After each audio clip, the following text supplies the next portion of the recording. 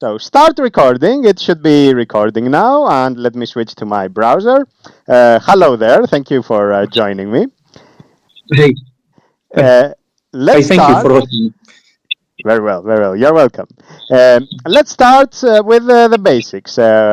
What is your name and what do you do in general? I'm Ronnie. I'm from Duhok, Iraq, Kurdistan of Iraq. Mhm. I work in construction right now. We work with natural and manufactured stone for ceramics and marbles and granites. Oh. Yeah, and I used to work as a reporting officer in an NGO for like 5 6 years. Hmm. Yeah, so I gained some experience in web development and some programming languages too, and of course Emacs for work and stuff. Yeah. Have you used Emacs in a professional capacity? Because I'm curious how you got into that. So once I started in the NGO, they wanted a reporting officer. Mm-hmm. So to tidy up their monthly reports and annual reports and stuff. Mm-hmm. I got accepted, and the job was very low requirement. Uh-huh. I had a lot of free time, so I spent that free time learning stuff. So I learned HTML, CSS, JavaScript, and as an initiative, made the website for the NGO. And while making the website, I also was like in the Linux circle since 2012. So I heard people talking about Vim, Emacs, text editors. So I got curious and started using Emacs for web development. Hmm. Which I found out that it was much more powerful than just a text editor. I started using it for my time management. I'm not a like very hardcore Emacs user, but while I was in the NGO, I was using it to generate PDFs of minutes of meetings, to write the minutes of meetings. Like I had templates for all the stuff, the schedule. So that got me into Emacs and development too. Okay, very good, very good. And do you still use it in that capacity, like for these sorts of things, or for any other thing? Not really. I still do use Emacs. Mm-hmm. I sometimes just like write something. I want to write it in Emacs. Quick code edits I do in Emacs, and I still use Emacs's Magget. So even if I'm using another, for example, I now develop apps for Gnome or Okay, whatever. okay. Oh, So interesting. I use Builder. Yeah, I use Builder, which is much more like it's an IDE made for that. But whenever I want to commit something, make a tag, I jump to Emacs and use Magget. I just much more comfortable with it, and use Aha. Emacs key bindings everywhere. So Okay, okay, that's interesting. I've heard of GNOME Builder. I know that it's really streamlined, for example, to build a Flatpak, right? Um, yeah, well, building a Flatpak has like it's very easy. You mhm. can build a Flatpak of a simple script or a full application. Yeah, but Builder is you can install it as a Flatpak, and it's really well made for making Flatpaks and GTK apps. That's in my Ah, experience. aha, okay, very interesting. And of course, it's an IDE for GNOME, so it gives you completion and linting and debugging and all that. Sometimes, but it Sometimes. works. It's Basically, not what as good as the email. Because basically what I was trying to figure out is um, what exactly it specializes in. So maybe it's the C bindings, sorry, the C programming language, and then whatever bindings GNOME provides. It seems that I lost your connection. So let's see. I am Okay. sorry, Shinishu.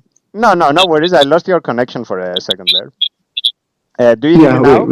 you were asking something. So yeah, I hear you now. Okay, Sorry, you okay. were asking something. Yeah, yeah. So I was saying that what I was trying to figure out is what GNOME Builder specializes in. Like, is it the programming languages that GNOME technologies use, I imagine? And basically, it focuses on those. It's not a general Yes, so purpose tool. it is general. I can say it's general purpose, but it's specifically made for GNOME, Uh-huh. GTK development. Sorry. So I was using JavaScript, but that was not GNOME builder's mistake. It was on my part. I always used front end frameworks and stuff. So I never learned to set up a project correctly for by myself. Uh, So maybe I was not setting the project correctly for my GNOME app. So I didn't get any IDE, like what they call it, LSP, mm-hmm. uh, for completion and stuff. Now I'm using Vala, and while it's not perfect, it's much better integrated into Builder. Vala is like a nicer language than JavaScript.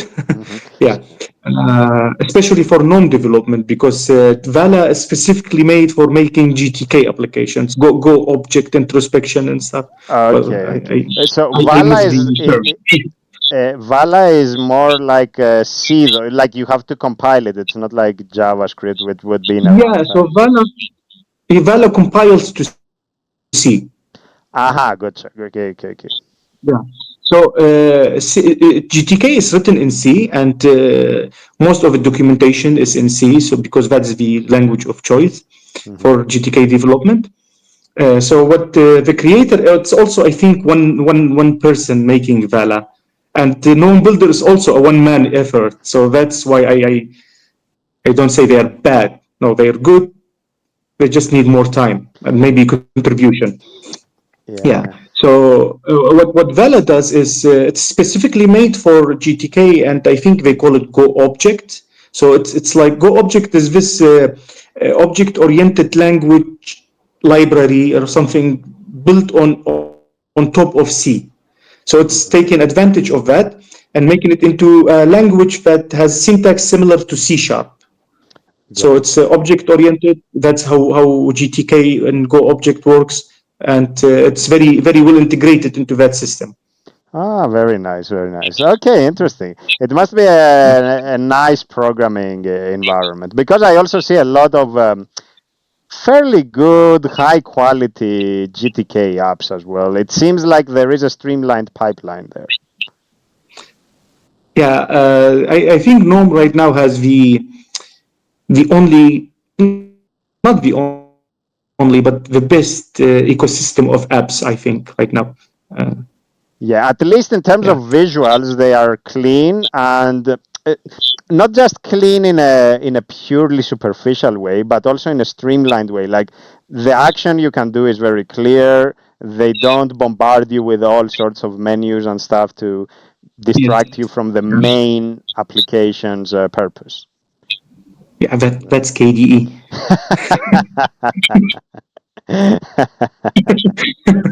Exactly, Yeah, exactly. uh, Which of course also has a lot of very yeah. They powerful have, apps. Yeah, yeah, very powerful. But well, power comes at a cost. Yeah. correct, So correct, correct, correct. yeah. And that's the I, trade-off, basically. yeah. Right now, I have already published two apps for GNOME, and Ah. I'm working on the third one. And so Mhm. far, it's fun. It's Are fun. they And the people, are they available somewhere where you can link to? Like, is this something you can give me links for, or are they more secret, kind of yeah, I don't under a know. They are on pseudonym? FlatHub. No, no. I mean, you They have are on them FlatHub. like you have them under your name, or you prefer to keep them No, separate. no, I have them under my name. Yeah. Okay, okay, So okay, I have Concesio, okay. uh, which simplifies for a new user how file permissions work in Linux.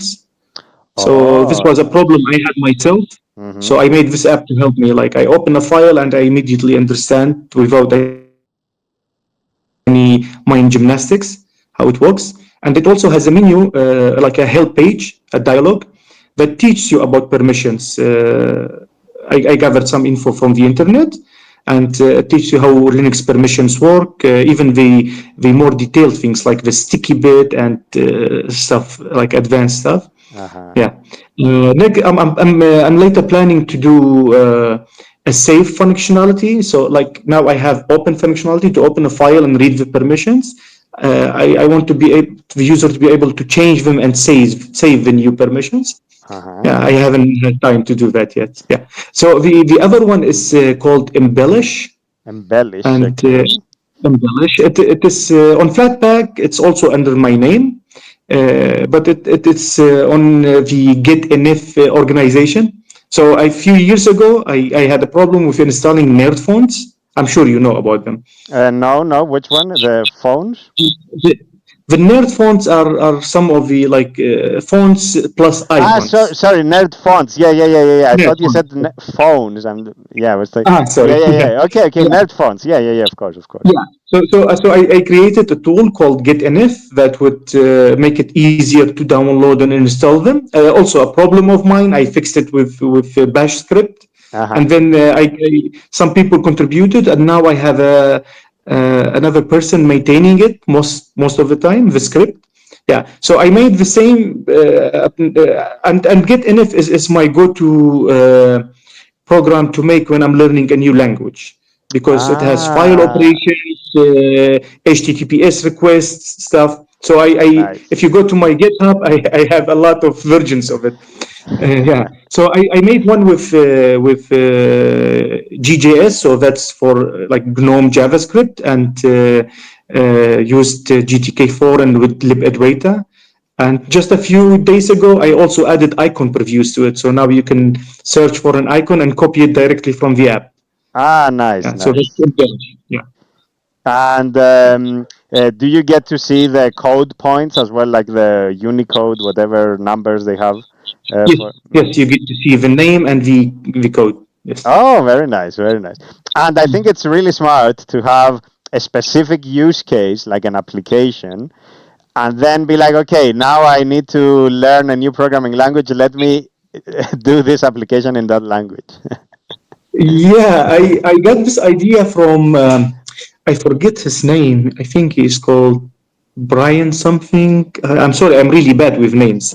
No problem. He's I think he's one of the people who created C or something, like a really old and O- respected programmer. Okay, okay, Yeah. yeah. So in one of his talks, he talked about this, that he has one program that has file operations, HTTP requests, and loops, and all this stuff.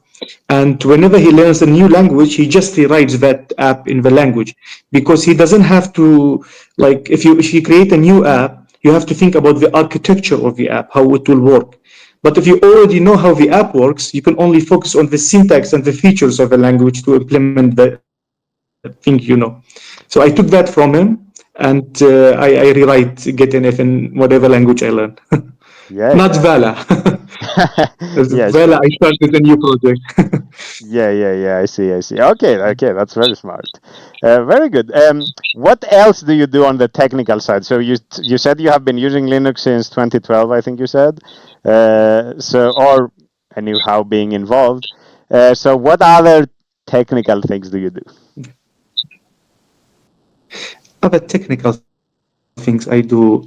Right now, not much. But when I worked at the NGO, I used to do like write small programs, utilities in Google Sheets. So they have this, I think it's called app script.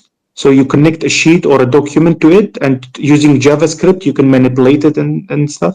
So I created a lot of little tools to help me with my work. And what Uh, kind of power does that give you? So manipulating a document to do what, such as it's add really text to powerful. it or remove So, text from it? What? so for example, I would gather info from the project managers every month. Hmm. So we had like beneficiaries. Let's say we have this beneficiary from this place, from this camp and city, and for this month. And so let's say the name of the camp. When I created the form, I misspelled the name of the camp. And I Okay. find about that at the end of the year. So I have 12 months of a wrong name of a camp for 12 documents, each document containing 7 sheets. So that's a lot of manual labor. Hmm. So what I do, I connect to my script that does a rename. I give it the name of like the month I want to change, the file I want to change, the sheets I want to change, the name of the camp, and the substitution, and it does it for me. So I Okay, don't have okay. to do it much. It's very powerful. Okay, okay, that sounds good. Yeah, yeah. And I Yeah. imagine part of the reason for doing something like this is because those documents aren't plain text, right? So they are some other format, like Google Docs Yes. kind of style. Yeah, yeah, yeah. Yeah, there were Google Docs and Google Sheet. Yeah, Yeah. yeah. So I could gather the info online. Yeah. Yeah, yeah. Because like similar thing with plain text, you would do like using Emacs, for example, you would do like a grep through the whole directory or the whole project, and then in the grep buffer you would make it editable, and then you would do the replacement operation there, and then Control C to save the buffer, and magic happens. Yeah. Yeah. Yeah. Control C stands for magic. Yeah, that as well. Yeah, exactly. Good, good, Yeah, good. of course, the plain text is always better because you are free of the constraints of using a specific application or language. Yeah, Yeah, yeah, yeah. I do agree. Fundamentally, you are not tied into a specific tool. It's exactly that, yeah. And that means that it's interoperable with everything, and it's future proof, basically. That's future proof. Exactly. Yeah, you can even print it. You can print it and work with it like with a Uh-huh. pen, and you can print the rest too. Hmm. But they require some internal mechanisms to work correctly. Yeah, Exactly. plain So, text is much easier to. which again locks you in to the program if you could somehow open it elsewhere, but then you need a different printing method. Again, you have to have that as well. Yeah. Yeah. Good, good. Um, you told me in the message when you contacted me. So you mentioned free software and also freedom of mind.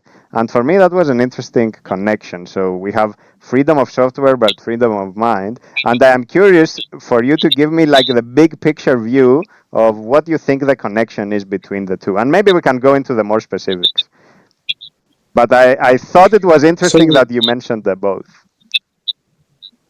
yeah. So one thing I get from my culture Mm-hmm. is that they are very secretive and private. Mm-hmm. Sometimes depends on the context. But for example, when it comes for what they call it for being modest, like dressing modestly, oh, we have to be very modest. Not only the women, even the men. Yes, yes. Like you don't wear shorts and go out because that's not modest. Mm-hmm.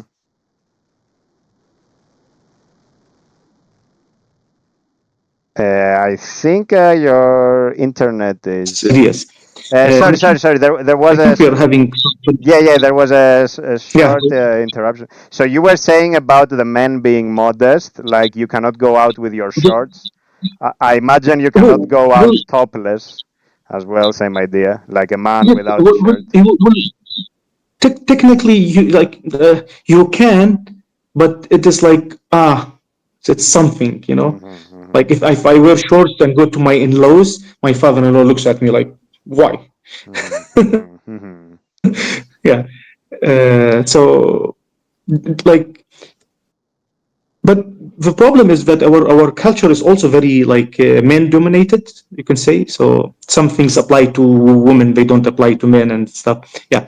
So but one other thing we have is in our houses we always have a guest room, and the mm. guest room we always try to put it in a place that the guest will not see the rest of the home. Okay. Aha, So nice. yeah. So there is this mentality that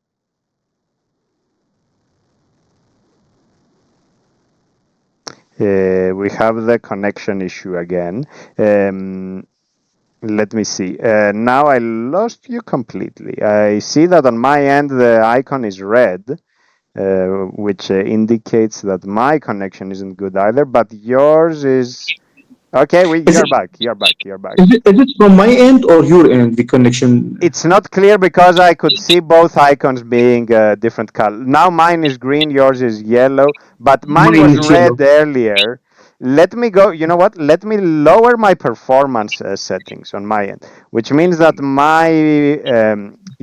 what you will see from my camera will be a little bit lower quality. No, yours is a little bit lower quality, but I think it's not a problem. It's still very good. Like you are still very clear. So I say let me lower the performance settings a little Okay, bit. Maybe no that problem. improves things. Yes, yes. So you were telling me Yeah, about the guest room, yeah. and the idea was that it's in a position where it doesn't see the rest of the house. Yeah. So a guest comes, it doesn't see the rest. It's compartmentalized. Okay, Mm-hmm. and this idea of privacy for my culture doesn't transfer into software, sadly. Mm-hmm. So I have to like whenever I talk to someone about their privacy online and how it doesn't only affect them but it affects everyone around them.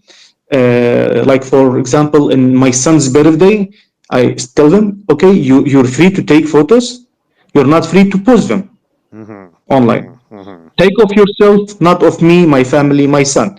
And they always find me as the weird one, you know, like I am the one who is wrong about life and yeah. So I always tell them it's I can hear you now. So yeah, yeah. Please yeah, yeah. continue. You turned off the video. I thought we lost connection. Yeah, yeah. Yeah. So I always tell them it's the same with what they call them So now again I lost you, but yours looks green now. So and mine is green. What is happening? like what we put on the windows. Why do you have curtains? My What? mine got red again. Let me switch the connection. Yeah, yeah, yeah. Sure, sure, sure. And I, I can also edit those out. So normally I don't edit the videos, but for this, I can clip those I out. So fine. yeah, don't worry, don't worry. That's fine. Uh, let's Yeah. see, let's see. I Does it work? yeah. Let's see. So I Yeah, switched to my Wi-Fi. Maybe it's better now. let's see, let's see, let's see. Okay. Yeah. Yeah. So Yeah. so So it was we were your talking son's about birthday, and yeah. that Yeah. pictures are okay, but not posting them. Let's see. Hello. I lost you. Let's see. I lost you again. Let's see. No, no good. And let me open the door to my puppy anyway. So. I'm sorry about this part. Oh no, no problem. No problem. No problem. You know what? Yeah. Worst case scenario, we can meet again someday and try again. So, but No, we no can problem. we No can problem. continue talking now and see how it goes. Yeah. Yeah. Yeah, so I was talking about like the photo situation, and they say we have nothing to hide. Yes, yes, Yeah, yes. yeah. Okay. So I What say happens if in you your have whole nothing, everyday life? yeah, yeah. If you have nothing to hide, then why do you have curtains on your home? Don't put curtains and leave the doors open. Yep. And they say, but our privacy. And I try to explain that it's the same. So that's why I make the connection between free software and the freedom of mind, because usually people who value their freedom value their privacy, Yep. and that's value their software to be also free. Mm-hmm. So because I do not want to be a slave to Meta, for example. They have all my photos, my son's photos, and maybe they build a profile of my son since now. He's 2.5 years old, and they have a profile of him, and he gets to 18 years old. They know him very, very well. They can sell him stuff, they can convince him of political stuff. Yeah. I don't know. I'm not a conspiracy theorist, No, but I but think this we is have seen pretty those things play out. standard. Yeah, yeah, yeah. Yes, because we don't know what are the intentions of those companies. Not, it's always money, but it is money plus pressure from governments and we live. I live in the Middle East, you know, Mm-hmm. and where I live now is very safe, like Kurdistan region of Iraq. It's safe. We are a citizen are respected, Mm-hmm. but we don't know what will happen in the future. Maybe the Correct. government will change. Maybe they will force Google, they will force Meta, they will force all those companies to do stuff that controls us. So we Correct. better take this caution now. And this applies to any country and to anything that is a power dynamic. Like if somebody holds all the power, maybe they are benevolent and they will do good things with it. But if that changes, then of course they have all the power to do all the bad things as well. So that's why, in principle, you don't want the power to be concentrated in few hands, Yeah, because of course, then if they get corrupted, you are screwed.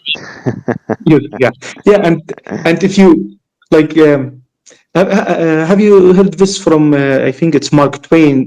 He says that who he doesn't whom doesn't like the one who doesn't lie doesn't have to remember anything. Hmm. No, Like yeah, I'm trying to something. think of the quote. Yeah, yeah, yeah. But Yeah, I know I what don't you have remember, in but mind. Yeah, yeah. yeah. So because I like if I don't make lies, I don't have to remember all the lies. So I'm constrained in my thought when I talk. It's the same with like privacy. If I know I'm not scared that someone is listening to me, so someone is gonna use something against me. Like with my wife, I am much more comfortable to talk with her about everything. But when I talk to a stranger, I am more constrained. Correct, So correct. yes, And it's the same. Yeah, you know who is listening, and more importantly, I think you know what are the potential threats. Because if you are talking to somebody you can trust, you know that the risk is very small, virtually zero, let's say. But if you talk to somebody you don't know, the risk could be very high. You cannot assess the risk. yeah, yeah, yeah. This is not related, but it's the same with when talking. Like we all have that one friend that is very fragile. Like Uh-huh, you uh-huh. have to be very careful when you talk. Like you tiptoe around the subjects. Yeah, it's very tiring to talk to, right? Yeah, yeah, Uh, yeah. Like and there are people, yeah. I think about all of those things as freedoms, and in that moment you're constraining your freedom to to to either protect yourself or to protect someone else. Mm-hmm, Yeah. mm-hmm. So yeah, like I told you before we started the recording, I read your article about freedom of constraints, and I liked it a lot. Uh-huh. And because I had pets before, I know that pets and kids are almost the same Mm-hmm. when it comes to how you teach them. Uh-huh. Yeah, Uh-huh. Yeah, yeah, yeah, yeah. yeah, Yeah, and yeah. I think so. I will link to that article as well in the description. So it's from my journal. But basically, the idea of that article is that freedom within constraints is what actually is freedom. Like if it's without constraints, eventually you have to rely on the individual's responsibility. And unless somebody has proven to have that responsibility, basically they shouldn't have all the freedom. To use it like a simple example here, you take a baby, a baby, let's say 1 year old, and you give the baby all the freedom, like you can do anything you want. What will happen to the baby is it will get injured. So of course the fact that you put some constraints on it, it's not to limit its freedom, it's to give it freedom within those constraints to explore its world and to grow as a human. Yep. Yeah. Yeah, yeah. Yeah, and my son is 2.5 years old, my oldest son, and his mom is much more strict with him than I am. I liked your article because it's not 100%, but it's how I operate with him. Uh-huh. So sometimes at night when I put him to sleep, he say, "Baba, my mom is so tiring. My mom, enough, enough, enough." Like he complains. yeah, and it's not like she's like that. It is just because he's a kid, he see her as this overpowering thing because she wants to protect him all the time. Of course, of Yeah. course, of course. So Yeah. different types of upbringing. Yeah. Yeah, yeah, yeah, for sure. Like, of course, I also know from my family, and maybe there are similarities between like the Greek culture and your culture in this regard. But in my family, the women, generally speaking, were really tough. Tough, not in a cruel, coerce kind of way, but in the sense of like, what are you doing here? What are you doing there? They know everything. Like, you cannot Yeah. hide anything. They are really on top of things. They have eyes in their on their back. Like, they can see everything. Like, I don't know how they I do it. agree. I still can. I still can. I'm a really good liar if I want to. I still cannot lie to my mom. Yeah. Yeah, yeah, yeah. So, Because I think while I don't know about Greek, but here it was a very manly culture. Like the mhm. man, what do you call it? Patriotic. Yeah. Patriarchal. Yeah, yeah, yeah, Yeah. yeah, But women were the ones with most of the responsibility. yeah, yeah. They were the ones raising the kids. They were the ones responsible for the inventory, for the pantry, for the kitchen. They would go to the farms. So the men were the one who were throwing the seeds. Okay, but the woman was the one who was like harvesting. Hmm. So they after the harvest, it was the woman who would turn the goods into something edible. It was the woman who would make like tomato paste from tomatoes. So like 90% of the work was on women, and that's why they are much more responsible for our than us. To be honest, Yeah, yeah, yeah. we are very carefree. Yeah. Yeah, basically the same. The same was traditionally, of course. Nowadays it's not like that.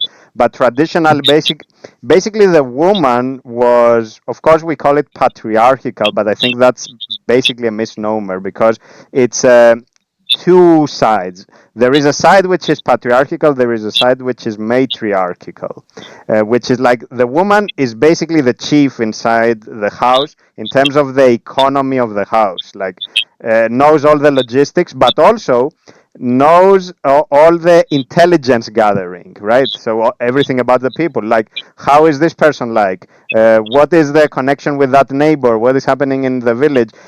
Basically, the woman has like an understanding of the finances, but also of the interactions with other people and all that, like the place of the household within the community, as it were. And then, of course, it's what you said also in terms of works. And the men, at least in Greece, what they would do is basically take care of the hard labor. So construction and anything that would be like the more tough kind of works. And of course, war. Of course. Yeah, Yeah. yeah, yeah. Yeah. Terrible, So but I yeah. Yeah, I remember, like my mom tells me that my grandma used to make raki for my grandpa. Aha. Yeah, like what do you call it there? I think ozo. Raki as well exists as a drink. I don't know what's the difference between raki or ouzo or whatever. Basically, the idea Yeah. is ouzo is raki, like what you call raki maybe, but with specific herbs as an infusion. So it has a specific flavor, specifically Okay. aniseed.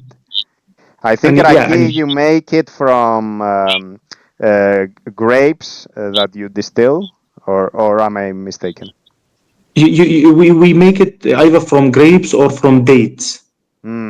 Okay, I see. Dates, yeah. So it's I think of raki as a type of rum Mm-hmm. because it's from fruit. So Mm-hmm. yeah. Mm-hmm. Yeah, but we like here it is the number one drink. Like in Iraq, everyone drinks. Okay. And are you Yeah, allowed? we call it. Like, I mean, Uh, in terms of yeah. So religion, I think. in terms of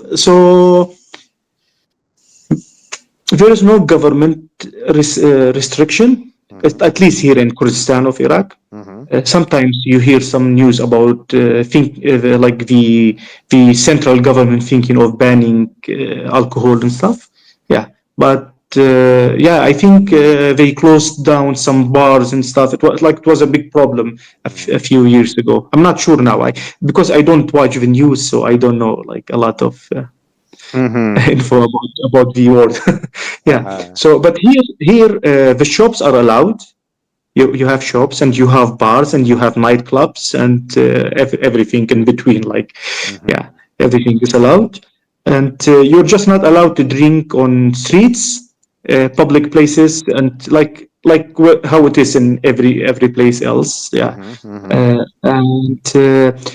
and like this is not a government restriction, but more a cultural restriction. So we don't have alcohol in our restaurants, only Okay. like the 5-star hotel restaurant that's specialized in like Mm-hmm. in that area. Yeah, and it also depends from area to area. For like we have Ankawa, we call it Ankawa in Erbil. That's Okay. a more like some restaurants there do have alcohol. Yeah, Okay. but it's also not available in shops. Like it's available in specific shops, like alcohol shops, not Ah, in okay, okay. You don't just okay, you don't find it we don't. everywhere. Yeah, Okay. but But what about the generally it is rest of allowed. Iraq? Like the rest of Iraq, is it the same or is it because your area is self-governed? Yeah, so the rest of Iraq also they have shops, but as Mm-hmm. I told you, if like there was some noise about Mm-hmm. banning alcohol or closing down like the shops and stuff. Mm-hmm. Yeah, so some things happen. In 2010, in Zaho, so Zaho is like 45 kilometers away from Duhok, about like 45 kilometers. Mm-hmm. So uh, um, what they call it, mullah, we call it. So That's the Muslim clergyman, like the he priest say, they say equivalent, right? Is it like the equivalent of the priest? What we say? the equivalent of a priest. Yeah. So it was on like Friday, and he was giving the speech, and he said something. He didn't mean any harm by it, but people took it, and you know how it happens when you're in a herd mentality. And I think there was some push from some people, you know, to make the noise. So there was a message like parla, what they call it in Zaho, and it was the first one. Hmm. And he was not satisfied with that. He said, like, because usually those spa massage places are not very, like, you know, honest about what they do. Sometimes they are something else. They are a front, you know. And even Okay, I yeah, understand. Yeah, of course. yeah. And even if they are not, that is the idea here. You know, people The, think that's what's going on. You so know, as soon as yeah. they see a spa, basically they are suspicious. A spa They, sells they, they, they massage. are Yeah, suspicious of spy. Yeah. yeah, So the spy, like even if there is nothing, it is still like for them. For some people, it's like a difficult idea that a woman will be like holding your naked shoulders and something, you know. So it was difficult for the clergyman. yeah. So he was against that. He said, "We hope that the government will close this shop, will not leave it." So the people took it on their hands and burned down the shop, burned down all the what they call. The saloons, like the women's saloons. They burned down all the alcohol shops in Oh. Zaho and in Duhok. So that was in 2010, and it was a mob act. You know, it was not a religious act. It was just a mob act, and Yes, yes, yes. yeah. But things like that have not happened since. Actually, the situation has become a lot better. No, Okay, like okay, interesting. And I yeah, imagine for it to be like an isolated event, probably the yeah, mullah didn't have an intention for it to be interpreted this way. Otherwise, it would have continued, right? yeah. Yeah, I don't believe he did. Yeah, so I used to be in a dormitory back then, and Okay. all the people in the dorm we were Christian. So like the government sent some like police cars to protect us for that night. Like they were not very sure what's gonna happen, you know. Oh, Yeah, okay. but it didn't get that far. Mm-hmm. It was mostly it was like mostly people who were drinking a lot, and the shops owned them a lot of money. They were burning the shops to I see, I see. destroy them. Yeah, I mean, okay, that's convenient. Yeah, yeah, but for the most parts, no, we don't have a problem with alcohol. We do have a problem with teenagers drinking Okay, because there's not a lot of education around the subject, and so they there's just no age drink. verification. Ah, okay, okay. But they drink without their parents' permission, like behind their back. Yeah. Yeah, yeah. Hmm. Like even in like I was maybe 13 the first time I had beer, Hmm. and it was my dad who bought me a can, Okay, and he okay. said, "Drink it." So I had one say, "How was it?" I say, "Bitter." Yeah, yeah, yeah. The Yeah. hops. So yeah, and he said, so from now on, whenever you want to, like, you're getting at the age where like boys drink, they go out and drink. So whenever you want to drink, don't go out with your friends. Tell me, and you can drink with me, which I think Okay. was a very bad message. He should have told me not to drink. Yeah, yeah, yeah. Yeah, that was his idea of like protecting me. Yeah. Yeah, yeah, yeah. Because I think what he was imagining is that you will only be drinking in front of him, so he can have an understanding of what is Yeah. happening. Yeah. Yeah. Of course, it doesn't work like that with teenage boys. Doesn't work. Doesn't work. Yeah. Yeah. Doesn't work like that. Yeah. Yeah. So, like, But how is your? Just let me ask you. How is the religious background in your area? Like, what is the majority view? so the majority of people here are Muslim. Hmm. Yes, and then we have a lot of EZDs. Hmm. Hmm. Yeah. EZDs. We Sorry, have. just to add some, just for me to be sure. So this is more specific to the Kurdish people, right? Yeah. Or Let's talk about Kurdistan. Yeah. hmm, Yeah. hmm. Yeah. So yeah, and then we have Christians, and Christians, are also very much divided. Yeah, of So course. we have yeah. So I think the majority, I'm not sure, but I think the majority are Chaldean Catholics. So Uh, I am a Chaldean. hmm. So I think the majority are Chaldean Catholics, but we also have like the from the Eastern Church, so the Assyrian Church, and we have Protestant. Like in the last 10-15 years, we got a lot more like Protestant movement and church here too. Yeah, Okay, okay, okay. yeah. So Just yeah, to ask something about. Yeah, sorry, sorry. Just to ask I something don't want about. to miss anyone. Okay, So, okay, sure. sorry, we're talking about the same. I don't want to miss anyone. Like, say, like a religion that I didn't mention. I'm sorry if there is, there are like Subbi. I don't know how, like, the name in English. Like, we have Okay. Subbi. We have also Septiyin, which are also Christian. So, a lot of, like, different Uh-huh. types. Yeah. Okay, okay. I see, I see. Interesting. Sorry, I cut you No, off. no, yeah, sorry, that's fine. I remember reading at some point about the various sects of Christianity in the region, and what caught my attention is the different meaning of Catholic used in some contexts. Because, of course, literally speaking, Catholic in Greek means covering all. Um, but how we use it in the Western world, at least, is to refer to the Roman Catholic Church. So the Pope, the Vatican, and France, right? Is it used in that context in your case? Like when we say Catholic, we mean Romans, like the Roman Catholic, or we mean like the different word?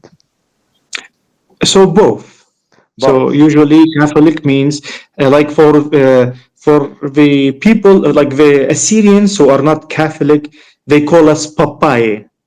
Okay, okay. So you believe Yeah, in the Pope as the supreme. yeah, Yeah. like yeah, yeah. So but in the like we have the Catholic have this they call it the law of belief, I think, Okay. like the rules or the law of belief, and in every mass the people will repeat it. So I believe in only one God. He's like in His Son Jesus, and like the basically the Catholic belief. Mm-hmm, Okay, mm-hmm, yeah. mm-hmm. I believe that he died, he rose on the third day, he went to the sky, he said, like all those things. Yeah. And we say, I believe in a church, in a Catholic church, a gathering church, something like that. Yeah, yeah, yeah, yeah, yeah. So it's also in the context of that it's a gathering. Like you say, it gathers all, right? The Yeah, meaning? yeah, yeah. So the literal meaning of Catholic would be of all, like Cathola Yeah. would be, or Katholiki is, of course, the adjective of Yeah. Catholic. So in Arabic you say كنيسة جامعة واحدة مقدسة. So a church, the only church, like not the only, but like the one church, the gathering church, the holy church, something Okay, like I that. see, I see, I see. Okay, okay, yeah, good, good. Yeah. Because of course the word is used in its literal sense, like I mean, Catholic, it's used in its literal sense. But of course, when people say the word like in English, for example, usually they Yeah. mean, yeah, yeah. Okay, so I wanted to clarify that. In Okay, relation good. to the culture. Yeah, Yeah. yeah, yeah. Correct, correct, correct. Okay, yeah, yeah. Yeah. That's very good. That's very good. And Yeah. how is it? Because of course we were talking about privacy and free software and freedom of mind and these attitudes. How do you see now the, let's say, the transition from the older times where you didn't have the internet and it was a really different world in terms of values, and now the new times? Because of course you see this clash of values in terms of privacy, as you described it, right? They have private guest rooms, but not private their whole life online. But Yeah. how is it in terms of other values? Like, does this kind of dissonance also exist in other things? If you know, like, if you have noticed. And sorry, Um, just let me close the door here. Like the puppies are in. Okay, yeah, sorry. no problem. What do you mean by dissonance? Sorry. So dissonance means an mismatch. So you say one Mismatch. thing, but Okay. another thing happens. Yeah. Okay. Yeah. Like, for So example, I believe in privacy at home, but I say it's very important, but then when I go online, I forget about the whole thing and I do the opposite. yeah. Yeah. So we are proud people. Hmm. Okay. For example, we like. There is this joke that the Iraqi team got to the end of the World Cup, like football World Cup, Uh-huh. and they made an attack. There was like two attackers. The goalkeeper was not there, and Okay. they still didn't score. Why? Because they wouldn't pass it to each other. I'm not sure what would be. Yeah, because one was telling the other, "No, you, please, you score the goal. No, you score the goal." Yeah. So we this is not reality. Okay. Of course. We proud ourselves of being those people who are respectful of each other Hmm. and who like when we have a guest we do everything we can, and we are like that for our guests. We are like that. Hmm. Like I usually hear stories about like from my European friends, like we went to like as guests to someone and he made us some salad, he gave us beer, and they think like he's very generous. It's like you're sad, miserable. Yeah, like like like here, if you have guests, you have to make everything you have for that guest. Yes, Like yes. the best meat, the best dish, the quantity. Like we focus on the quantity when it comes to food. Hmm. Like all the reviews we have, like on restaurants, they all mention the quantity. Good food, really small quantity. Yeah, yeah, yeah. Ah, you will hate the posh places that they have here in Europe, which is Uh, very large dishes and tiny portions. yeah, I I don't do that to personally my hate mom. it. I hate it personally. Like, I'm like, what is this?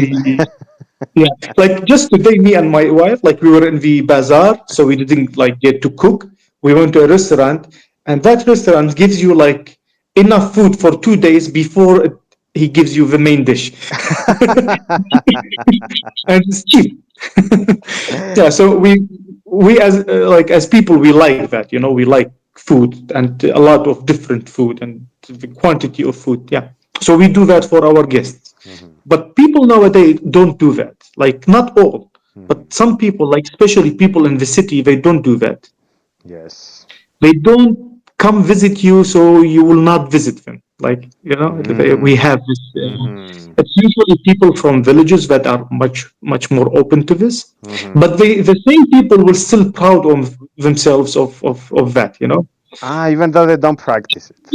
they don't practice. Yeah. So what I'm getting at is that, for example, they say like we respect each other, but you go to buy a medicine, for example, or you go to take a sandwich, and there is no line.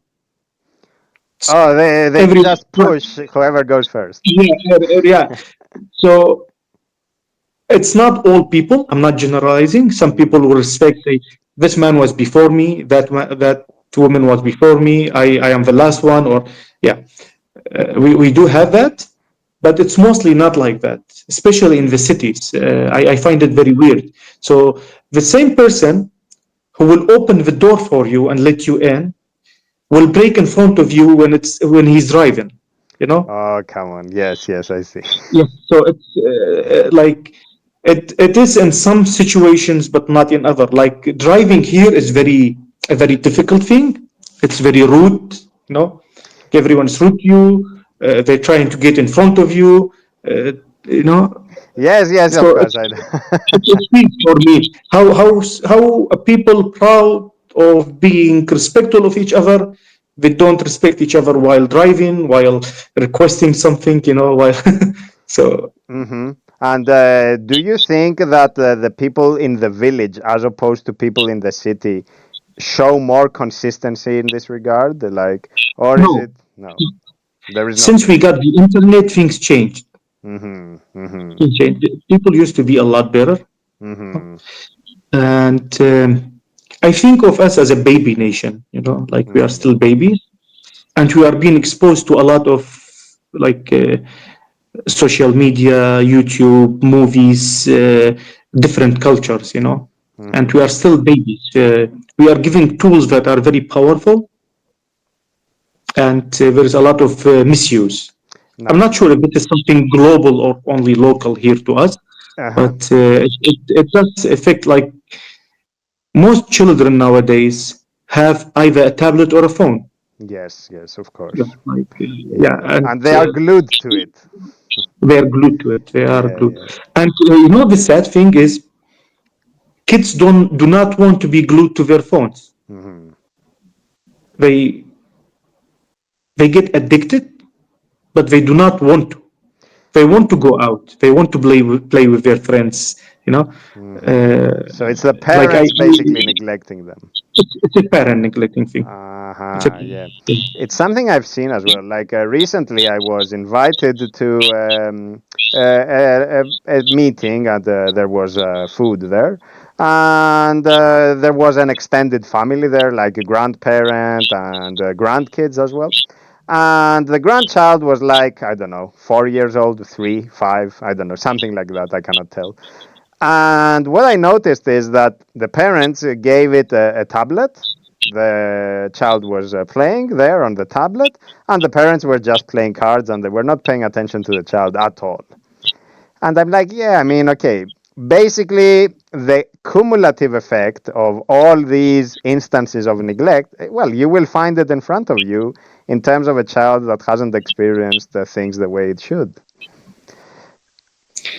That's the same as giving a child opioids or some like sedative, so he would sleep or she would sleep and not hmm bother you. I think it's basically the same. Yeah, I think it's basically what they are Yeah, doing.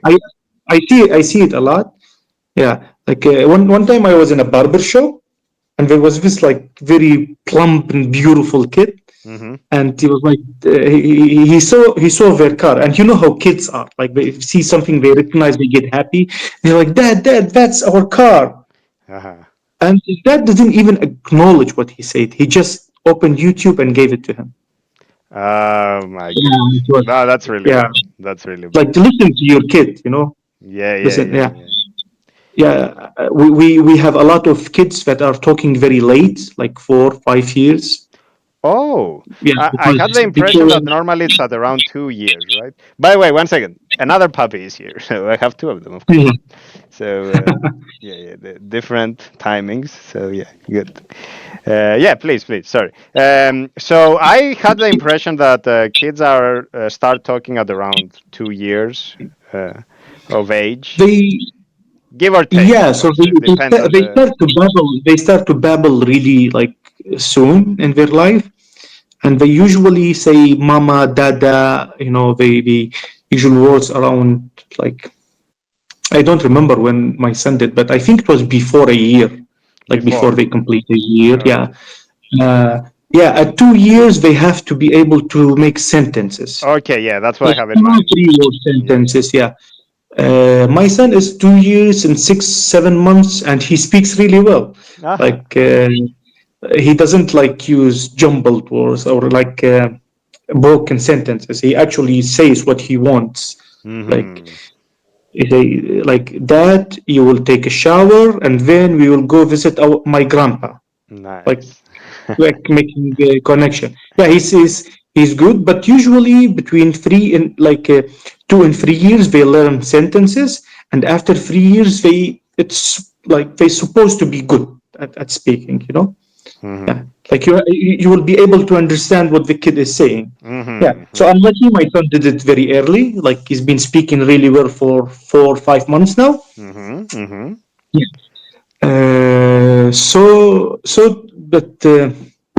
But I think, like, I see that most people, it's not only for kids, like some teenagers who are really glued to their phones, Mm-hmm. they have problem with language.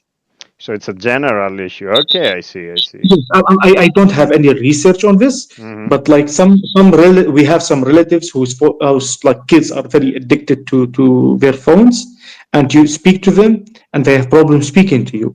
And me myself, I was very like also addicted, not addicted, but I played a lot of video games. Okay. So I didn't miss school, so I would play video games. But Mm-hmm. when I was home, I did play a lot of video games, Mm-hmm. and it is like you lose some like capabilities at that moment, you know like Because of course it's a skill like everything else, and if you don't use it, you lose it, as it were. You need yeah, time to yeah, bring it yeah, back again. Yeah. yeah.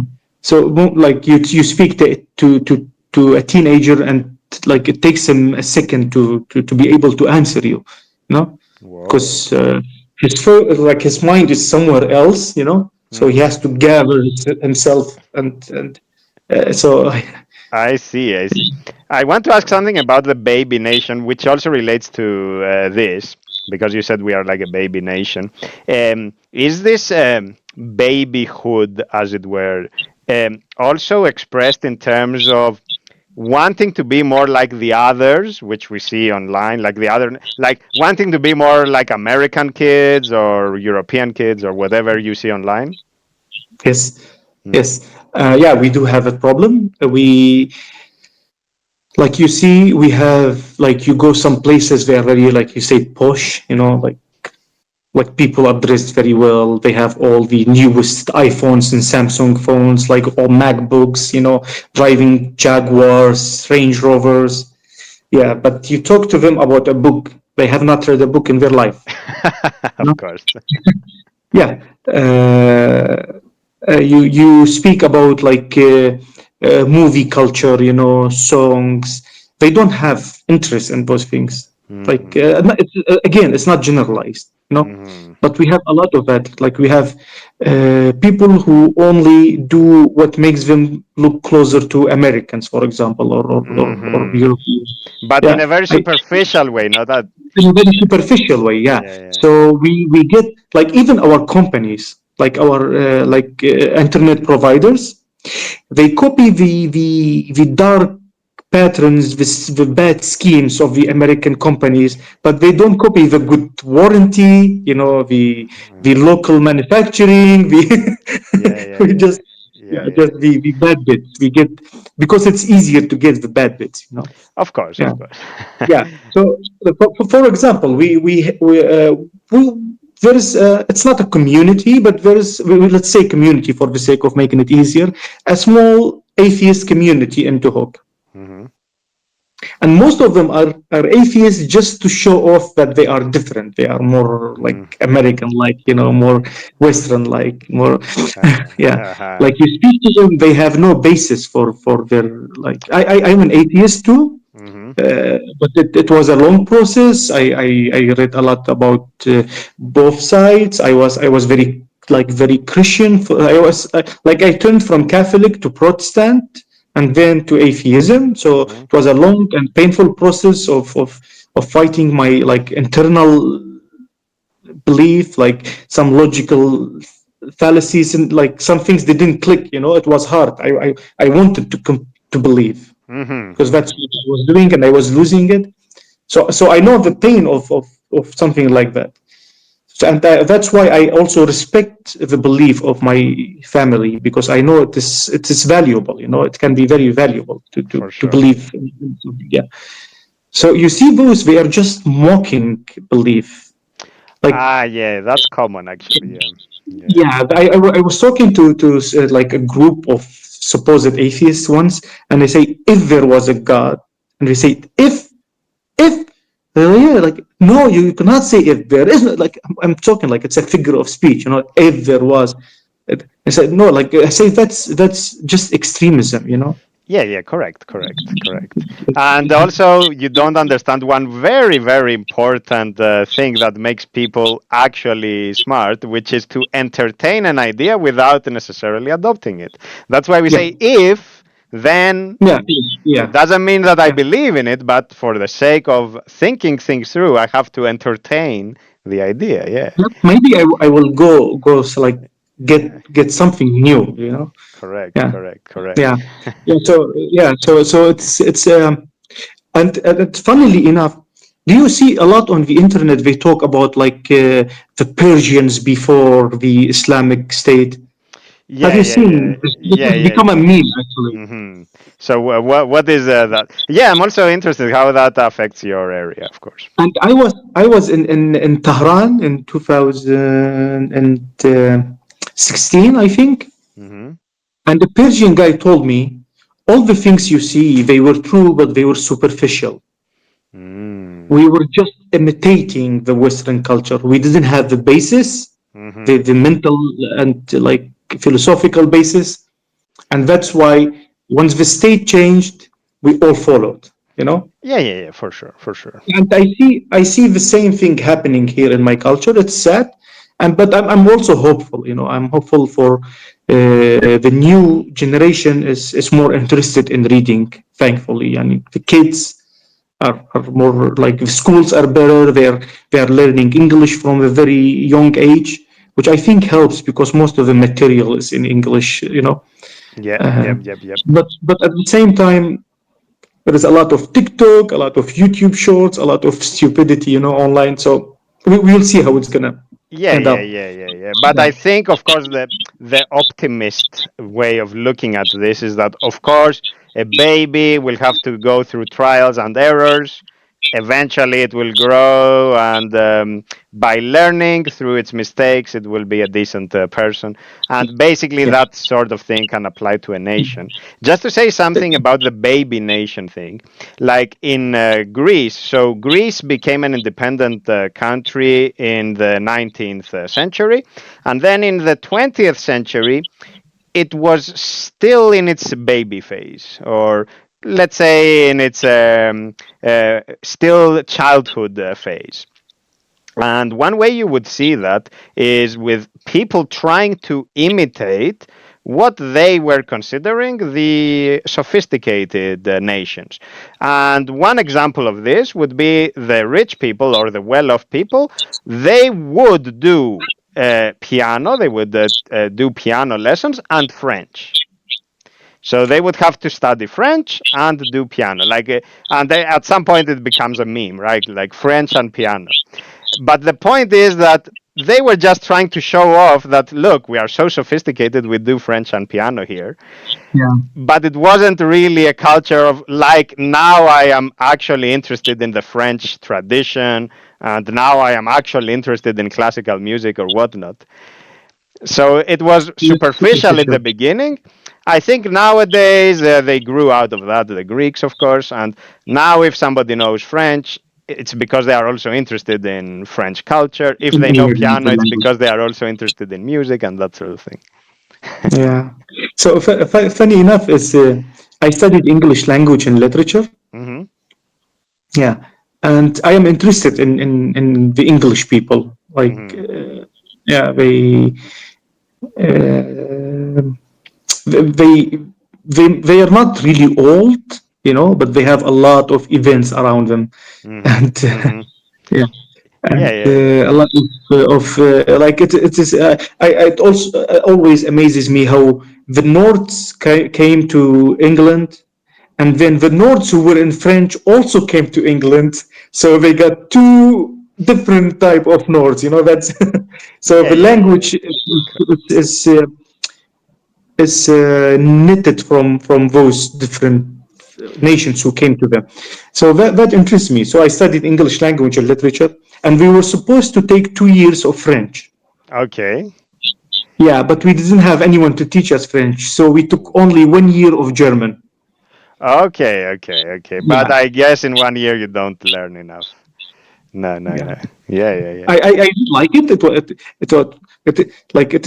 It was very similar to our language. The grammar is very similar to the Kurdish language, Oh, but it also has a interesting. lot of yeah, like Kurdish language grammar and German grammar is close. It's not as difficult as German grammar, but it's Mm-hmm. close. Okay, okay. Yeah, Now that's very interesting. Yeah. yeah, but the spellings like the ch, Hmm. we have that in Syriac. Yeah, yeah, of Say course. we say brother, we say khoni, Honey. Okay, okay. khoni. So Honey. I like the language. It was heavy. It was good Uh-huh. on me. Uh-huh. Nice, Yeah, nice. yeah. So yeah.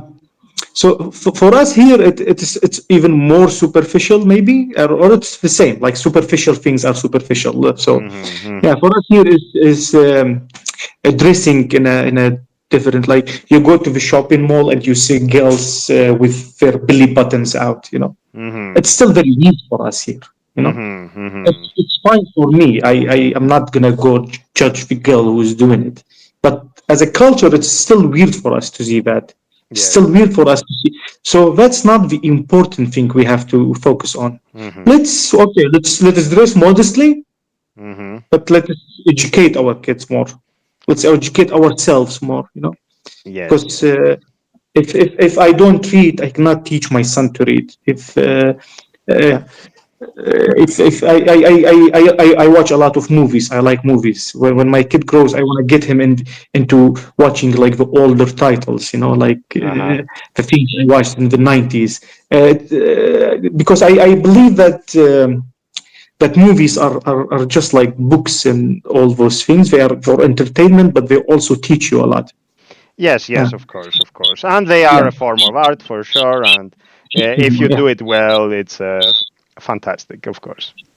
But I yeah. think you mentioned So something really interesting there, which I think is also key, which connects back to what we were saying about, oh, you just hand your child a tablet and you basically ignore them, which is that you as a parent or as an older person or as a role model, somebody like others might look up to, you also want to lead by example. You don't want to just rant and complain that, oh, these younger generations, they don't do anything right. But actually, I don't do anything right either, right? yeah, yeah. So my son comes to me and say, "Dad, stop using the phone. You will hurt your eyes." You know, yeah. So when we were talking about the language, like we made the language connection and the tablet and stuff, is that people think that by listening to like Miss Rachel or something on YouTube, the kid will learn. That's not how we learn. We don't learn only by seeing and listening. We learn by experiencing, by interacting, you know. Yes, yes, So yes. I Of course, learn better that when is I'm true. in a group. Yes. Yeah. Yeah. So it should be okay. Give your son a tablet, let him learn the ABC and then practice the ABC with him. Let him repeat it back to you, you know. Hmm. Uh, so they have problem with speaking because they are not like should we say it's like it learning is a proactive like process.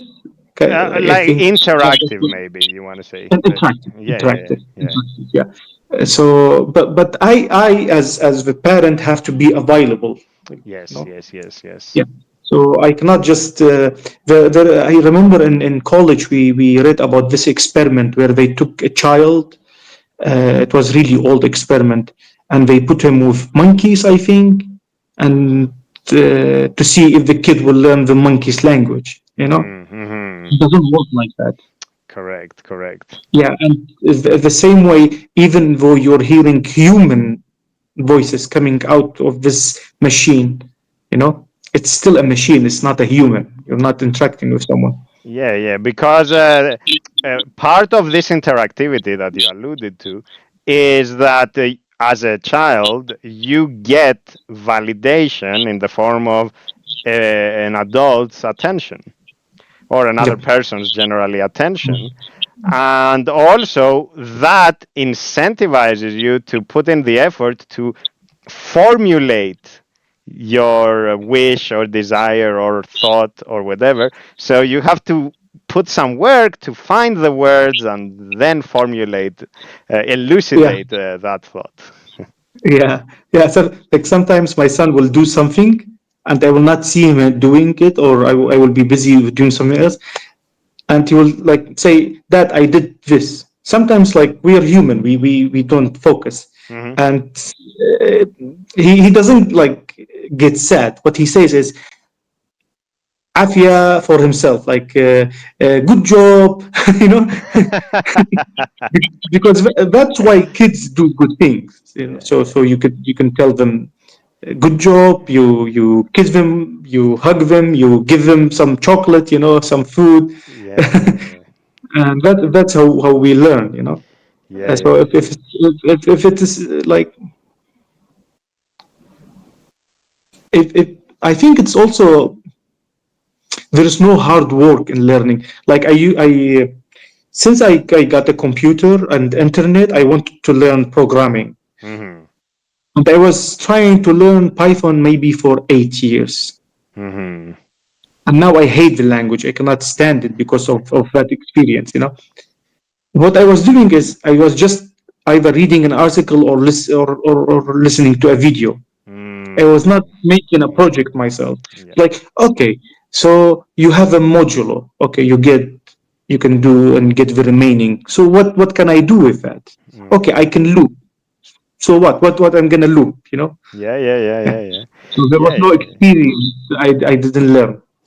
Yeah, yeah, yeah. And I think both of those are connected. Like what you were doing, which was the passive kind of consumption of information. And in the case of the child wanting to get the good job from you, like the confirmation. In both cases, I think what is at play is a mechanism of reinforcement and what we call a positive reinforcement or negative reinforcement, which is like you did something well, here is some positive reinforcement, like a hug or a kiss or whatever, so you will do it again, right? And you did something bad, here is some negative reinforcement, like, oh no, this is not good, and Hmm. I won't do it again. And the same is with programming, where a positive reinforcement is you do something, you get some results, and now you can work with those results. Whereas if you don't try anything, in effect, it's negative reinforcement, or at least neutral. And of course, that is not reinforcing certain patterns, so eventually nothing gets established. Nothing. Yeah, that's why I usually tell people who tell me I want to get into programming, I tell them do front end, Mm. learn HTML and CSS, for example, Mm-hmm. because then they see the results very quickly and Uh-huh. Okay. Yeah, mm, yeah, yeah. Makes yeah. sense. Makes sense. Have Yeah, something so visual and something easy to something visual. understand. Yeah, yeah, yeah. Yeah. So I'm going to tell you about a piece of news that, again, I don't have social media. I don't listen to news, so I don't know. But my wife told me about it, Mm-hmm. and this connects all the things I think we talked about. Okay, good. Is that in Kurdistan, Mm-hmm. I think they're trying to make education digital. Okay. On Like, the face of it, yeah, doesn't sound bad. I mean, modern so era, like, yeah. yeah, so laptops, digital blackboards and stuff, And what what's gonna happen is most likely they either gonna use Windows or Chrome OS. 100%. Okay. Yeah. So what and so instead of focusing on education, you're focusing on the tool. Like I do my programming on an I think yeah it's a Core i5 8th generation laptop, so not the newest thing. I got it for cheap. It's good. Uh, I, I I I write my program in it. I do my work with it whenever I need. My wife did her research with it. It's enough. Mm-hmm. Mm-hmm. Yeah. So people who don't actually use their laptops for anything useful will buy the best laptop. You know, Mm-hmm. Mm-hmm. people who only use their phone for social media will buy the most expensive iPhone. Mm-hmm. Yeah. So and the the the incentive there is because that's what is advertised to them. Okay. So I believe that when the government says we're gonna do digital computing, it's for the benefit of one person. It's for Mm-hmm. the benefit of the merchant who will bring those things into the country. Yeah, yeah, yeah. It's not for the benefit of the education of the kids. I hope it's like that. I hope, but I don't believe it because education in Iraq in general is bad. We have a lot of private schools now. Okay. Yeah, and the private schools, like everyone say, okay, what's good about the private school? And they say they teach English really well. My son is 3 years old and speaks perfect English. Okay, what about physics? What about chemistry? What about philosophy? What about culture? Do they learn swimming? Do they Mm. like, and some schools do. Some schools focus on science and education. Usually the most expensive ones. Mm-hmm.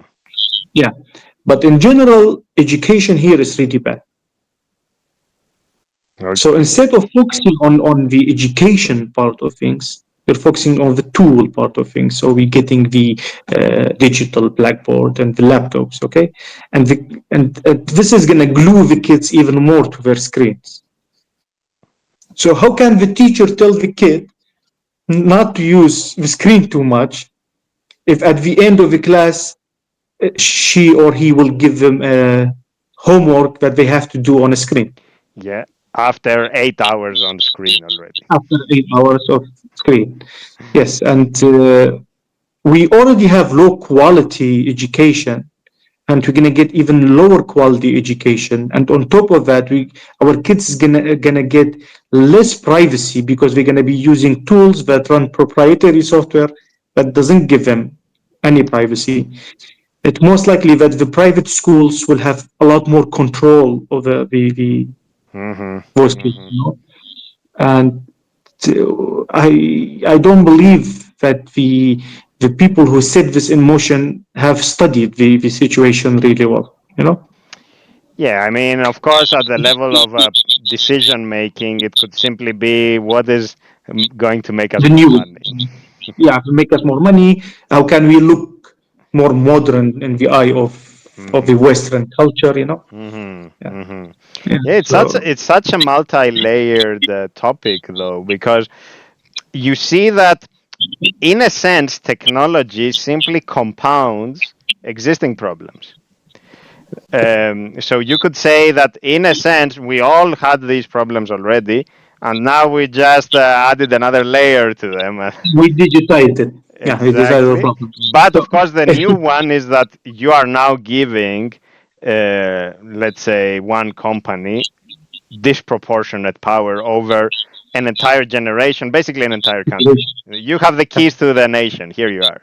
yeah, I think new Americans don't know how to use like even Windows. They all only know Chrome OS. Hmm. Yeah. And Okay. that's why when they use phones and Chrome OS, so when they come to Linux and they see Gnome, they okay, this is more similar to my what I know, you know. Ah, okay, So good. Windows is weak, KDE is weak to them, you know. It used to be that KDE was the best, you know, because it's like Windows, but most of the new generation are coming from phones and tablets and Chromebooks. So GNOME is more mobile, like, you know, It more. is, it is. Yeah, yeah, yeah. Oh, fascinating. Yeah, Yeah, I hadn't thought yeah, of that. Yeah, I didn't know that. Okay, good, good. yeah. So and right now, like computer education is already really bad here. Like even like in the NGO I worked at, I tried many times to gather some like support, some money to do workshops, education workshops on ad blockers, for example, privacy, some tips and tricks for like using the programs we were using at the NGO. You know, I didn't get like Hmm. because it's an NGO, you know, limited resources. Yeah, of course, of course. Yeah, yeah, but we don't have computer education here, and education is at the base of it all. Like we talked about the alcohol problem, we don't have drinking culture education about it. So that's why people drink until they lose their mind, you know. So Yeah. And I would we say have it's a general issue. Generally speaking, like people don't understand the consequences of whatever it is they are doing. To give you one example, I used to play sport when I was young, so there was like a real possibility that I would have become a professional. The point is that at no point in my life did I ever get any kind of instruction on the risks of playing football before you become a professional. So once you are a professional, you make money, whatever, and if there is an injury, you pay for it. But what happens to all those kids who never made any money and they got injured? good angel. And so there is that. Like nobody It told could them. affect your livelihood. Nobody told them. Like depending on the injury, you might never be able to walk properly again To because, of work course, you don't anymore. have money to fix it, right? To Yeah, do the surgery. And of yeah. course, what I'm saying now is that something as basic as kids playing a sport, even there we don't have it. So of course, more so for more involved things like computers and these sorts of things. Again, I think there is, and maybe that comes down to parenting, and maybe not parenting but upbringing more widely. So it's parents and then coaches and teachers and religious leaders and whatever. So upbringing in general has more work to do in that regard. Yeah, true. Yeah, Yeah, yeah, yeah, yeah. yeah. I forgot. I was about to say something. uh, yeah. So I at school, sorry, at work, we had this like big project we wanted to do. So they didn't have an archive Okay. of all the data of a project for how many years. So I was trying to collect as much as I could, like from old reports, old like reports that we gave to the donors, to the partners. So it was a big project, and I was in the NGO from 2019. So we had everything from 2019 and on, because I keep data. I like numbers. I'm not really good with math, but I like to have data, Okay. things I can manipulate and see. So, and as far as I could go back was 2017, so I could cover to 17, 18, 19 until 2024. And it was when I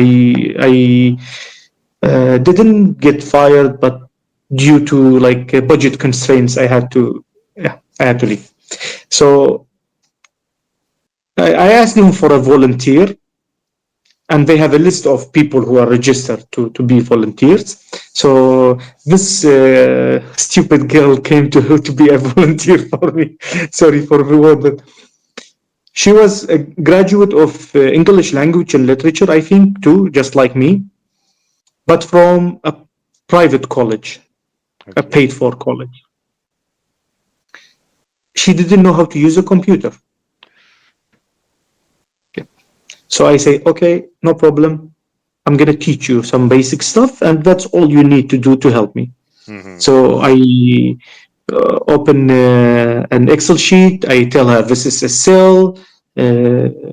This is how you save. This is like a column, a row. They all need the basic stuff. Yeah, and here is the paper, and you take this number, and you input it here. Like Okay. it was data entry work. Okay. Okay. Yeah. So she types the name and say, "Your English language and literature student. You should know that names should start with capital." Ah, you're right. You're right. But how do I make the first letter capital? Of course. Okay, you press shift, and I think the word started with I, so you press shift and I, Okay. and she presses space, and then she presses I. Say, Oh. that's a space, that's not a shift. She goes back, she presses shift once, then she presses I. Uh-huh. Yeah. Yeah. Yeah. And You have to be more this is not, specific. yeah, I say, this is not a mobile phone. On a mobile phone, you just press the shift once, and Yeah. then you do Yeah. it's like the tap function Yeah. on Yeah. custom keyboards. Correct. You know, Correct. One shot. they call it one shot or something. Yeah, yeah. So you have to keep the shift pressed, and then you press I. My son is calling. Yeah. Yeah. Yeah, Yeah. Yeah. yeah. You press the shift, and then you press the I, and she was like, "Oh, okay, okay, I get it. I have never used a computer. I'm sorry." Yeah. Yeah. Yeah. And I say, okay, I'm gonna, because the room was very small and I don't like to make people uncomfortable. I say, I'm gonna like leave you alone, and I will go out. And if you need something, you can call me. And suddenly she was like, Mr. Ronnie, Mr. Ronnie. And I thought something had happened. Like I went back to the room fast, and she says, I went down here and I'm supposed to be here. Like she had gone down like 5 cells by mistake. I say, How do I go okay, out? that's it. Yeah. Yeah. Okay, that's it. I'm not here to babysit you. You're here to help me. I don't need you anymore. I'm sorry, but I cannot teach you how to use a computer. You have graduated from college. How did you do your research?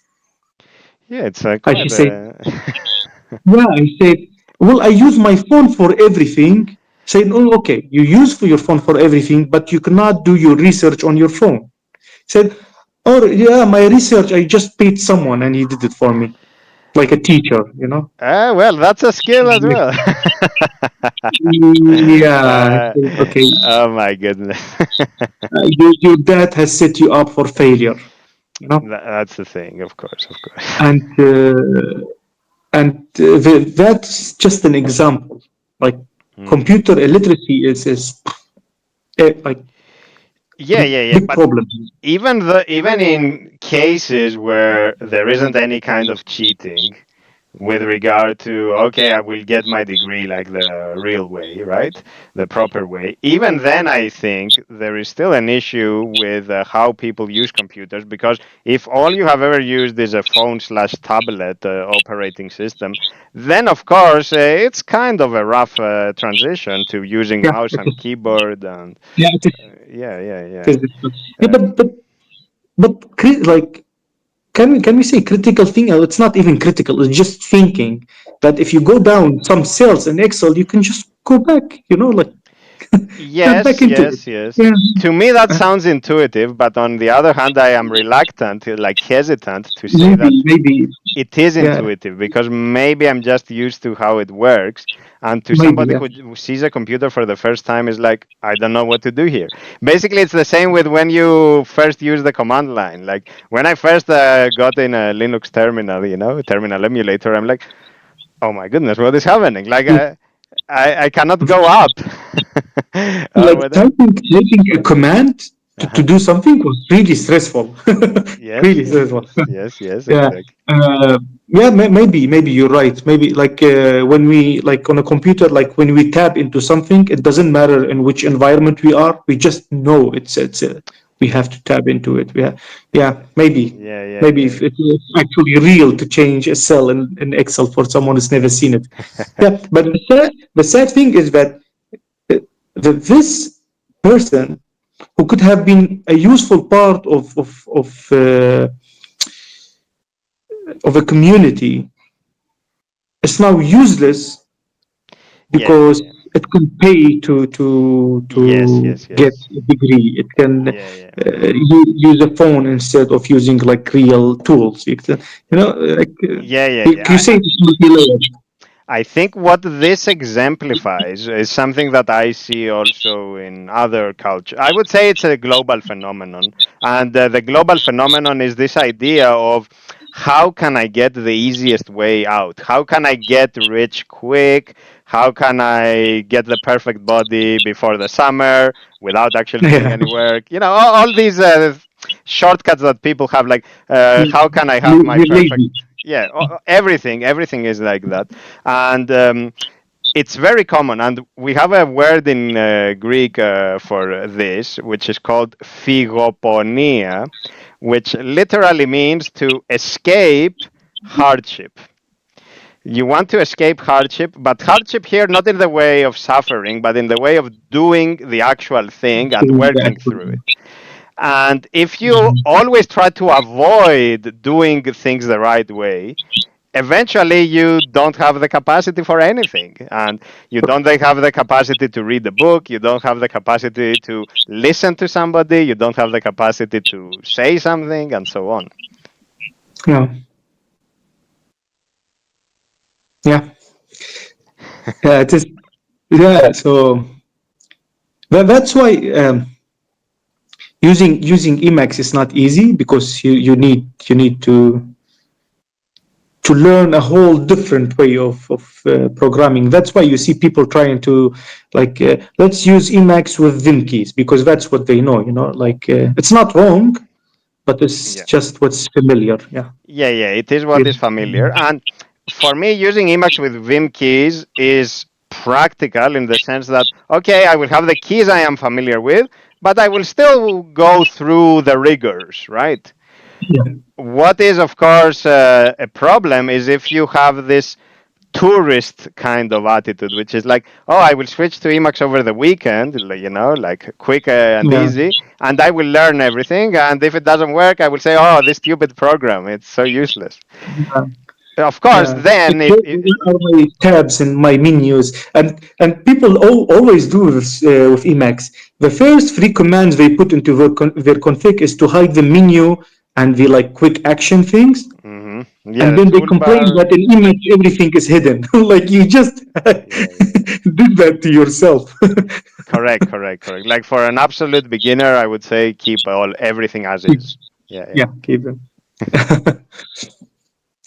Very good, very good. I think we had a fruitful exchange and I learned a Yeah, lot. And I also saw many things in your culture which are basically copy paste and they apply to my ah, culture as well. yeah. I hope some of the good things too. Yeah, I think there are good things as well to it. Of course, maybe we were a little bit more on the negative side, but there are good things as well. I would say not the negative, but the The cautious critic, side. the cautious, yes, yes, yes, fair enough, fair enough. So there is that, but there are, of course, legitimate reasons for concern, right? Like Mm. you see things happening, and you're like, okay, how things will unfold. It's not The encouraging. food is good. The food is really good. Yeah, the food is good, and keep complaining when you get small portions. Like for me, I cannot take it. Like I go to the restaurant infrequently, I must say. If there is a friend coming, and I will go to a restaurant with a friend, and we have these tiny portions on these huge plates. Now they do it in taverns as well, and they're like, "What's going Oh, on? This is not a French restaurant." We came to a traditional tavern. I expect the whole thing. Give me food. I want to go home and you, be yeah, satisfied. Like, it's weird. Like about a month ago, I followed a recipe and made moussaka. uh-huh. So I made moussaka for two people, and it was enough for five people. So I guess that in your culture also That's you the like right attitude. That's the right attitude. yeah Yeah. But nowadays you go to a tavern and you ask for this, and they will give you this tiny portion, which is like, okay, this is like for a baby. Where is for me? You see me. I'm not I'm not a baby. Yeah, I need more yeah. food, right? Yeah. And the barcodes, and they give you the barcodes. Like the QR codes. Yeah, yeah, The menu, the QR codes, and yeah, yeah, yeah, like you go to high-end restaurants here. It's a high-end restaurant. yeah. Hmm. They don't have a menu. They have this QR, and Yeah, yeah, it's like it degrades the quality of a restaurant like by a few points, at least in my eyes. yeah, yeah, yeah. Yeah, you want to see a menu. You want to see everything. Yeah. Yeah, because if I just want to eat, I'm gonna go to we call it shabi, like Hmm. local place. You know, Hmm. if I wanna go, like if I go to a high end place, I'm going there for the experience. You know, it's the Correct. same food. Maybe the food in the other place is even better. It's the Yeah, experience. Yeah. yeah, yeah. So a menu is part of the experience. Correct, correct, correct. But me, if I have to choose, I'm always team. What do you call it? Chubby? What was that? Shabi. Yeah, shabi. Shabby. Me, I'm Yeah. always team shabby. Whatever we choose, team shabby. Yeah, nothing else. I don't care.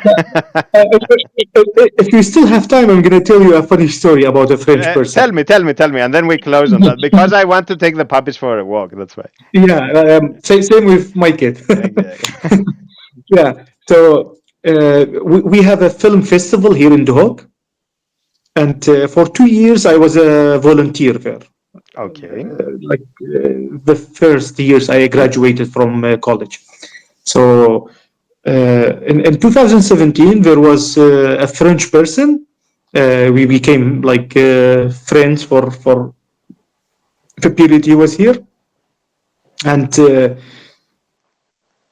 when the festival ended, he wanted to stay like one extra day Okay. to like go to the bazaar and stuff.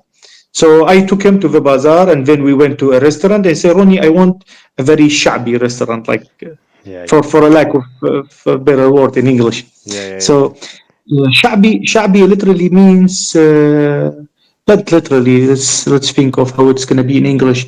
Sha'ab means nation, Okay. so shabby like of the nation. Ah, okay, okay. So like the local Yeah. cuisine kind of The thing. Yeah, local cuisine, yeah, yeah, like yeah. it's usually busy. Like usually, waiters are shouting at each other, like one rice here, please, like Okay, two meat. yeah, yeah, yeah, Yeah. Yeah. So I took him to a shabby restaurant that's also like I know it's clean, you know, yeah. Mm-hmm. because he's from Europe. So and they usually have like stomach problems here, and like I Uh-huh. think it's the different bio like the bacteria and stuff is different. So I took him to a clean place just to be safe, Mm-hmm. and he saw the menu and said, "Okay, what's the traditional?" I say, "Okay, like we have kuzi, we have qalia, we have." I say, "Okay, we're gonna take one of this, one of this, one of this." Say like 3 dishes is too much. Like 2 dishes for each one. No, no, no, no. It's fine. It's fine. And he ended up taking like 5 dishes. He didn't understand the portions, maybe. No, no. He said, okay, let's try the kebab. Let's try the kuzi. Let's try, and it's all like heavy like foods, you know. And like the restaurant owner was very happy. Like the waiter was happy because we are only two people, and they brought us a lot. Like in Shabi restaurants, they give you appetizers for free. Okay, so they And will this have is a like lot. bread and and hummus and all that. Yeah, I some mean, hummus and yeah. some salads. And because we requested a lot, they gave us a lot of muqabbilat, we call them. Yeah. And he ate and he was like, okay, Ronnie, now ask for the tea. Let's have some tea and leave. It's really good food. I say, no, you misunderstood. This is not the main dishes we requested. What? Say, yeah, this is just the appetizer. Appetizer, I'm full. No, you're not full. You have to eat. You did this to yourself. And they bring the foods, and he eats like I ate for how much I eat, which is a lot. Okay, and then he ate almost the rest, all of it. Oh, okay, good, Almost good. all of it, like the rice, the meat, the different type of meat, and then the other meat, because everything is meat here. I imagine, yeah, yeah, Yeah, and he was like, Ronnie, we French are miserable bastards. yeah. You live like kings. You eat all this food, and we eat like a croissant, We drink some wine and we think Yeah. I have never in my life eaten this much food. Wow, yeah, that's Yeah, amazing. yeah, and food is joy. Talking to people is joy, and food is joy. And usually you talk to people over food, Yeah, and yeah, yeah. yeah. So No, no, food is, this is also something we discussed with Rudy in another Prot Asks video, which is basically food is culture. Like, and food is also where a lot of culture happens. yep, And food, yeah, of course, expresses your values, and also like what you said earlier, like the hospitality towards strangers, but also how we treat ourselves. Like, it shows a lot about the people. Like, food is really big. yeah, yeah. I don't know a lot about Bahrain, Mm-hmm. so the country Bahrain. Mm-hmm. But that day I saw a video of a Bahraini chef making a Bahraini dish, and I immediately know that Bahrain is very much influenced by Persian and Indian cultures. Just by the I food. went and asked, and it was actually like that. It's a mix of Arabic, Persian, and Indian cultures, because the dish Ah, they made was very close to biryani, and okay. biryani is a mix of Persian and Indian culture. Ah, Yeah. fascinating. Yeah, yeah, yeah. Yeah, so the Persians go to India. They cannot eat all the baharat, all the spices. So they bring their own chefs, and the chefs bit by bit incorporate the Persian foods with the Indian foods, and you end up with biryani. So, Ah, gotcha, and then gotcha. Bahrain has a dish that's almost biryani, but has some Arabic touch to it. And we also make the biryani in a different way. So you know that the influence in the environment from the food. Okay, That's nice. now, of course, a parenthesis on this. Like, food, of course, in the wider region here, let's say from Greece to your parts, food is always a contested national treasure, right? Where people are like, "Oh, this, of course, we invented this." Like, I'm Yeah, sure you have and this. I can tell you for sure. I can tell you for sure. Iraqi dolma is better than dolmada. And you will say the same about dolmada and Iraqi dolma. Yeah, yeah, of course. We will We had say what we need to. not only it is the best, it's like we invented it. Like, you will find it Yeah, in Homer, whatever. yeah, yeah, true, true. This is not Everyone actually claims to true, be but invented. I'm just exaggerating for effect. But the point Yeah, is that like people will say, "Oh no, this is ours. Like, we are so proud of it." yeah, like when they talk about Iraqi food, like say akal Iraqi, dolma, biryani. Dolma and biryani are not Iraqi foods. We make them, so it's part of the cuisine, Of but course. the origin is different. Yeah, yeah, yeah. That's how it Yeah. is. I, Fascinating. I, I was right, like you call it dolmada, Dolmades. So dolmades. it's a plural, yeah. But of course, it's a Hellenized version of dolma. So of course there is that. Yeah, yeah, yeah. And you are my guest anytime you come to Iraq. Oh, I would love to. Yeah, for sure, for sure. Yeah. Generally, me, I would really like to travel around the world and to experience different cultures. But I think, especially with people in this part of the world, so Eastern Mediterranean and also the Middle East, I think there are a lot of things in common. Like generally speaking, between people here, and I've also seen it with people I have met in person. Like one example is when I see a friend of mine from Greece, let's say, we will hug each other. No kiss on the cheek like they do in France, for example, but we will hug each other like, oh, my friend, here you are. And this is something that a lot of people from this region would also do naturally. Like it would be like how they would do it in many parts. I'm not saying everywhere. And I was like, well, this is something that many people in Europe never do. Like most Europeans never do this. And I'm like, ah, look at this. Like, They kiss the woman, but not the man. so I for think example, in in Europe. France, like with all my French friends, you also kiss the man. Of course, you kiss the women and you do this sort of cross Mm. kissing. But you also do this, and actually, you have to know the count. Like now, I don't really remember, but I think with Belgian people, it's 1, 2, and with others, it's 1, 2, 3, and then with French, is only one. Like I really don't remember, but you also But have to know here, this. here it's not standard, but it's usually four kisses for a woman. Like Okay, if two women or a man or a woman are doing it, it's usually a shake of hand and four kisses. okay, If it's a very close person, like a small hug on the shoulders. okay, And for men, it's four kisses with words in between. So like, boom, how are you? Very welcome. okay. But you Uh, don't do but hugs for, specifically. yeah, we don't do hugs, no. For usually for men, it's also a like strong shake of hand and four kisses on the same cheek without changing side. So for women, you change side. Okay. For man, you keep kissing on the same cheek. Okay, okay. This kind of So, etiquette is really hard to yeah, remember for me.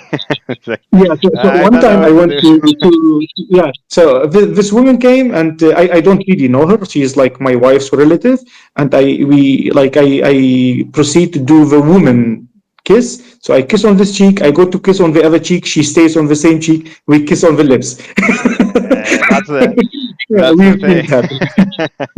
That's the thing. That's the thing. So me, I'm like, okay, hugs or handshakes, but no more. So we played safe. Yeah. It's easier. Or from a distance, like. Anyway, let's call it a Well, day. Because okay. the pup, of course, it's not just the puppies; it's also the older dogs. So all four of them in Okay. total. So let's call it a day. Thank you very much for your time. I had a nice chat. I enjoyed it. And if you have any links, let me know, and I will include them in the description of the video, and I will upload everything together. Because I am on the laptop here, and it's almost 7. I don't know if I will have time to upload this today. So otherwise, I will upload it on Monday morning. Uh, No, so no problem. No so problem. yeah, there. It's just nice to talk to you, bro. Yeah, Thank I you, really thank you. enjoyed it. Thank you for the opportunity again. Very well, very well. So take care, Norani, and good luck with everything. And yeah, maybe we'll talk again some other time. Hopefully. Very well, very well. Goodbye, goodbye, goodbye. Bye. And I will stop recording. Take care, folks. Goodbye.